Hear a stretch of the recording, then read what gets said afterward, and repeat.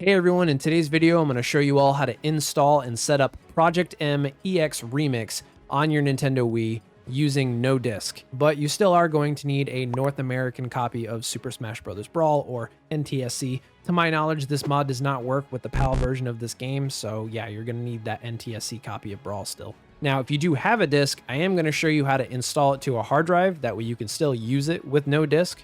But other than that, taking this at face value here, it looks like we got 119 playable characters that are optimized and have special features, so it looks fantastic. I can't wait to get into it. So let's just jump into how it's done.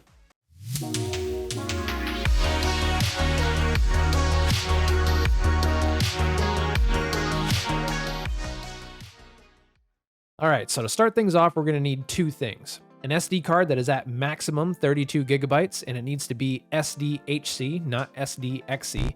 You can probably get away with an 8 gigabyte card, but the bigger the better. This mod is a little picky with SD cards, and that's why we need to make sure it is SDHC. The next thing is a USB hard drive. You can get away with using a USB flash drive, but the Wii is picky with the drives, and usually they're kind of hit or miss on whether they'll crash or not. A USB hard drive is going to give you the best performance, and for both, I recommend going with a minimum of 16 gigabytes. So moving on to the downloads, you can see I have 3 tabs up top, and I'll leave a link for everything that I'm using today. Some of you aren't going to need to do half of this. The cIOS installer is going to be needed, but most of you might have done that if you followed my previous tutorials, so I'll leave timestamps down below so you can skip that part when I get to it. Some of you may already have USB Loader GX installed as well, so you can skip that when we get to that point. But this is assuming you're a newbie and you're setting this all up from scratch, which I'm hoping this video will reach out to just help everybody use this mod with some ease, because I haven't really seen any tutorials around helping people out with this. The next thing would obviously be the mod itself. So let's start with the PMX Remix 095DX. So if we click on this, it's going to take you to a Google Drive link, and we're going to select the PMX Remix 095DX Wii downloads. So I'm just going to go to the corner and hit download. Download anyways. And then once again, I'm going to grab USB Loader GX. I'm just going to click on that. Go to USB Loader GX.zip. And again, if you have this on your Wii already, you can skip this part. The next thing would be the cIOS installer. Just click on that. And now we just have to wait for the downloads to finish. All right, you can see in our download folder here that all of our files are done. I'm just going to highlight them all, right click, and extract each archive to separate folder. Just wait for that to finish. Once everything's extracted, we can go ahead and just delete the zips. And now we're going to start transferring everything over to our SD card. So once again, I just want to reiterate, make sure you have a FAT32 formatted SD card.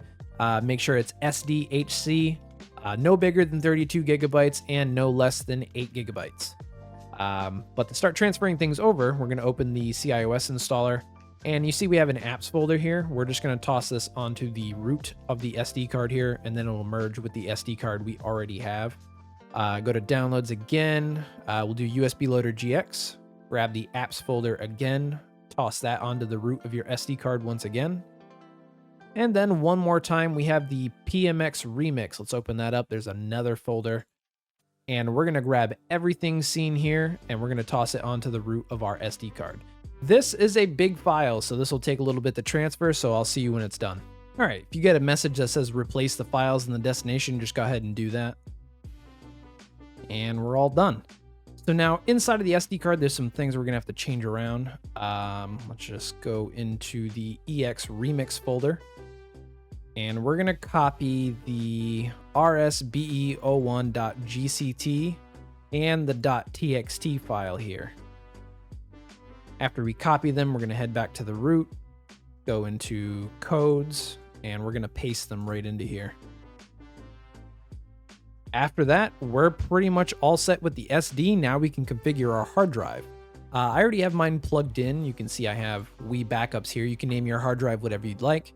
We're gonna right click, go to format, and make sure it's formatted to NTFS. Mine already is. You can once again name it whatever you'd like, but I'm gonna do the format once again. Once that's done, we're gonna open it up, create a new folder, and we're gonna call it WBFS. And inside of that, we're going to toss our Smash ROM into here. You can see I already have a folder on my desktop. I'm just going to drag that in and let it transfer. So now that that's done, I just want to do a quick explanation about the folder structure here. So inside of the WBFS folder, you need to have a folder containing the name of the game, which is Super Smash Bros. Brawl. You pretty much want your folder to look like what I have here. And in the brackets, you have RSBE01. Inside of that, you should have your ISO file. You can see mine is .wbf right here, and that's because I backed it up previously with the USB Loader GX. But if you have an ISO in here, you can just rename it to RSBE01, or if you have your WBF files in here, it's just the same thing. Rename it to this. If you don't have an ISO file, I will be showing you how to back up your Super Smash Bros. Disc to the hard drive physically. For those of you who do have that, you can just once again reference the timestamps to skip that part once we get there. But that's pretty much it for things here on the PC. Let's head back over to the Wii. And now that we're back on the Wii, we just want to make sure we have our SD card inserted and we have our hard drive plugged into the correct spot. Now the hard drive won't just work in any port on the Wii, and the same goes true for a USB flash drive. If you're looking at the back of the Wii right now, you're going to be using the port on the right side. I believe that's port 0, and that's the one that works. So just make sure you have your hard drive plugged in, and we're going to head over to the homebrew channel. Now, in order to use the USB hard drive, we have to do the cIOS installer. That's pretty much what allows the games to be read off of the hard drive. So you're going to need an internet connection in order to be able to do this. If you do not have an internet connection, I do have a video available, which I'll have future Jeremy leave on the screen for you guys, that we can go and watch that, install it manually, and then come back to where we are now. There's also probably a bunch of you that have done this before. If you have done this before, you can go ahead and skip this step. But assuming that you haven't, I'm going to just open it and hit load. Once you get through the disclaimer, just press the A button to continue. And there are 4 things we're going to be downloading. On the first option where it says select cIOS, just select D2X V11 Beta 1 just by going over to the right once. Going down, it says select cIOS base. We're going to do 38. And then the cIOS slot, we're going to do 248.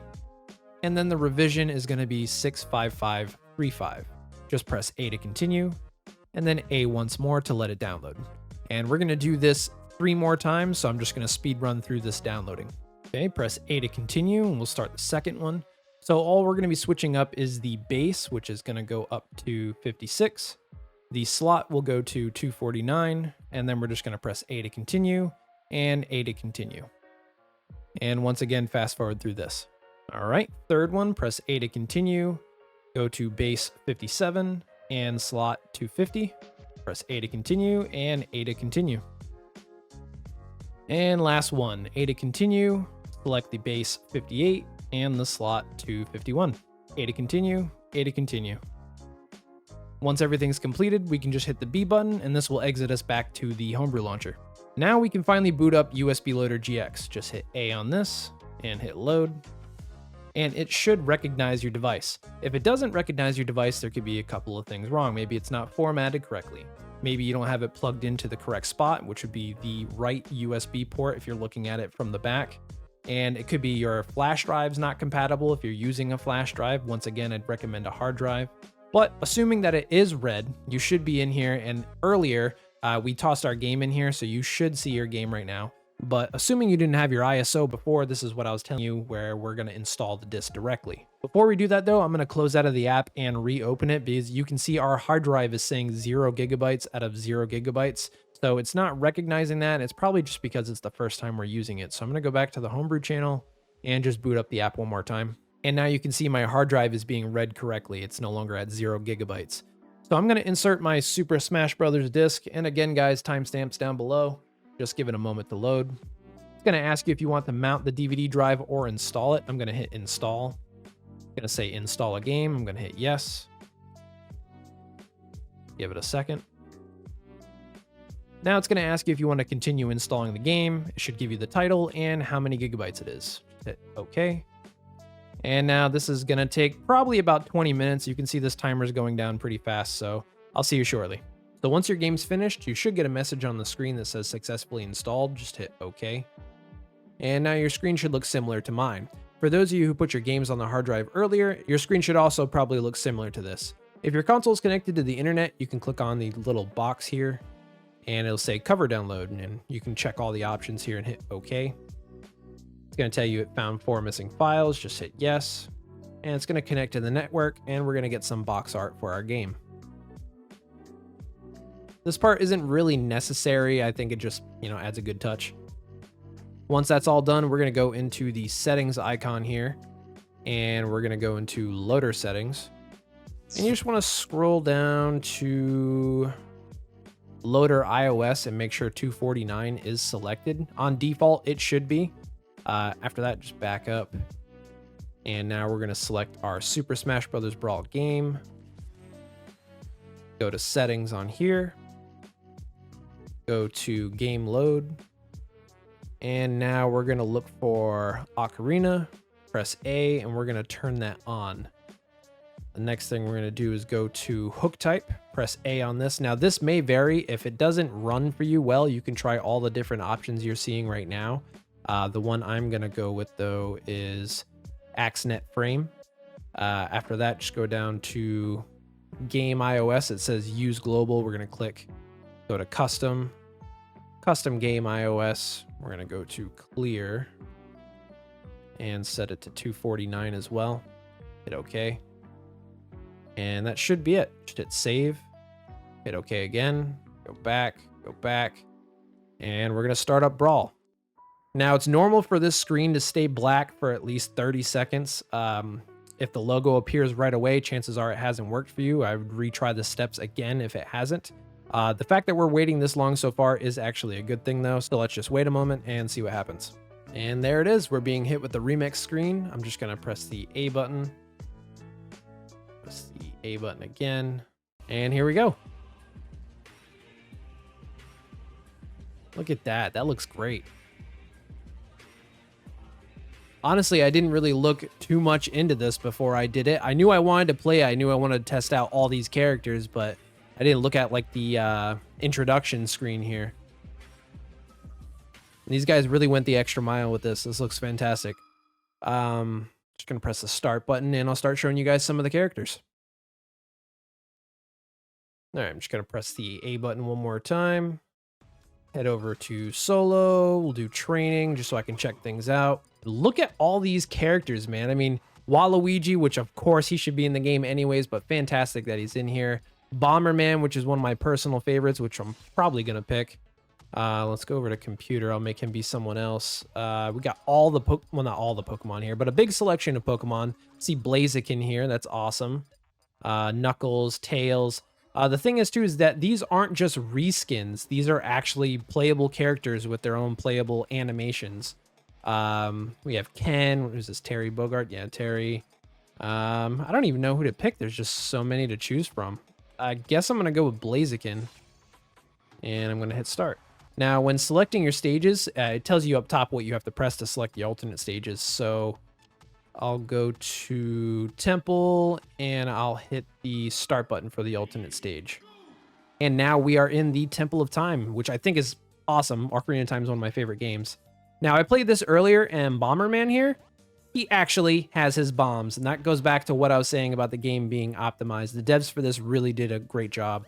Kind of sucks playing this alone, I must say. If you play this on the Dolphin emulator, there is a netplay option. I don't think there is a netplay option for Wii currently. If there is, let me know down below. I'd definitely be really interested in that. Well, that's pretty much it for this. I hope you guys have a lot of fun playing this, and let me know in the comments down below if you guys run into any trouble. I'll try to help you out the best that I can. But for now, I'm out of here, and I'll see you guys in the next one.